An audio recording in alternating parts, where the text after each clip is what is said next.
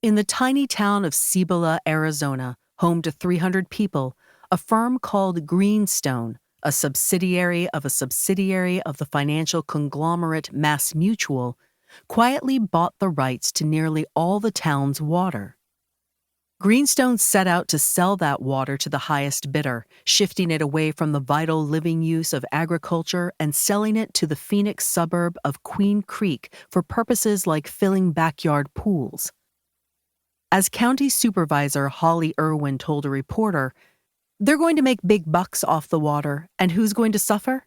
It's the rural counties going up against big money."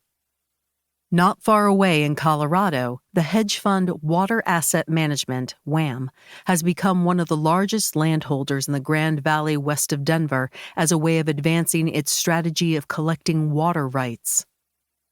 The hedge fund is following this strategy at the same time the region is undertaking a review of how to manage the water of the Colorado River, now threatened by drought, with flows shrunken by 20% in 20 years. For the last century, management of the river's waters have been overseen by the Colorado River Compact, a government framework with its attendant slow-moving democratic process of settling conflicts, struggling toward consensus and shared sacrifice through community and government negotiation. Will democracy remain in control? Or will the end run of faster-moving, aggressive capital turn our precious, diminishing water into a new object for financial extraction? Who will own the water of the earth? Who should own and control the water systems of our communities? Whom do we trust to be in control in the world of ecological crises we're coming to live within? With the advance of climate change, some of the most immediately catastrophic impacts are hitting fresh water, now seeing growing shortages sure to accelerate. In 2022, the water system of Jackson, Mississippi, the state's capital and largest city, utterly collapsed, leaving many homes with no running water. Numberless catastrophes like these lie ahead as we move into a dramatically different future for fresh water than the stable world we've long known. As rising temperatures, drought, and torrential rains disrupt traditional levels and flows of this resource that every living being daily requires. The United Nations World Water Development Report projects that by 2050, some 6 billion people, more than half the global population, will suffer clean water scarcity. Business understands this frighteningly well. In May 2000, Fortune magazine observed, "Water promises to be to the 21st century what oil was to the 20th century, the precious commodity that determines the wealth of nations."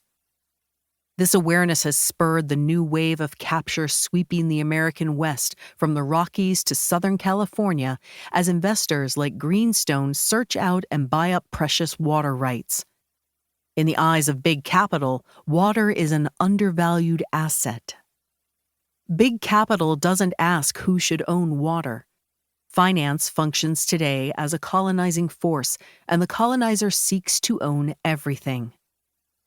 Capital's aim is to possess water as a new asset class it can monetize in the face of looming shortages.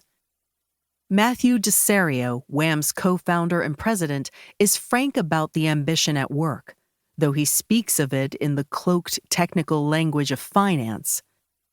Water in the U.S. is the biggest emerging market on earth, he says. It's a $1 trillion market opportunity. Water as the common property of all. It is from the standpoint of the colonized that decolonization begins, wrote Frantz Fanon, author of The Wretched of the Earth.